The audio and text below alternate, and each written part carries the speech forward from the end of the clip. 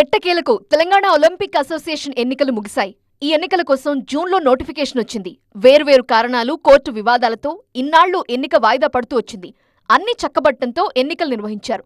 Telangana Olympic అసోసియేషన్లో మొత్తం 68 మంది ఓటర్లుండగా ముగ్గురికి ఓటింగ్ అర్హత లేదని రిటర్నింగ్ అధికారి ప్రకటించడంతో 65 మందికి ఓటు వేసే అవకాశం ఇచ్చారు. వీరిలో 59 మంది ఓటు హక్కు వినియోగించుకున్నారు. అయితే తెలంగాణ ఒలింపిక్ అసోసియేషన్ ఎన్నికలను సవాల్ చేస్తూ సిటీ సివిల్ కోర్టును ఆశ్రయించింది తెలంగాణ బాక్సింగ్ సంఘం. దీంతో విచారణ పూర్తయ్యే వరకు ఫలితాల ప్రకటనపై స్టే ఇచ్చింది కోర్టు. ఒలింపిక్ అసోసియేషన్ అధ్యక్ష స్థానానికి ఢిల్లీలో కేబినెట్ హోదాలో ప్రభుత్వ ప్రత్యేక ప్రతినిధిగా ఉన్న జితేందర్ రెడ్డి పోటీ పడుతున్నారు. గతంలో ఉమ్మడి ఆంధ్రప్రదేశ్ ఒలింపిక్ సంఘం అధ్యక్షుడిగా పనిచేసిన అనుభవం జితేందర్ రెడ్డికుంది. ఈయనకు ప్రత్యర్థిగా తెలంగాణ బ్యాడ్మింటన్ సంఘం ఉపాధ్యక్షుడు చాముండేశ్వరీనాథ్ ఉన్నారు. ఓటింగ్కి ముందే జితేందర్ రెడ్డి పోటీపై అభ్యంతరం తెలిపారు. ఒకవైపు ప్రభుత్వ పదవి, మరోవైపు 70 ఏళ్లు దాటిన జితేందర్ రెడ్డి పోటీకి అనర్హుడని భారత ఒలింపిక్ సంఘం దృష్టికి తీసుకెళ్లారు.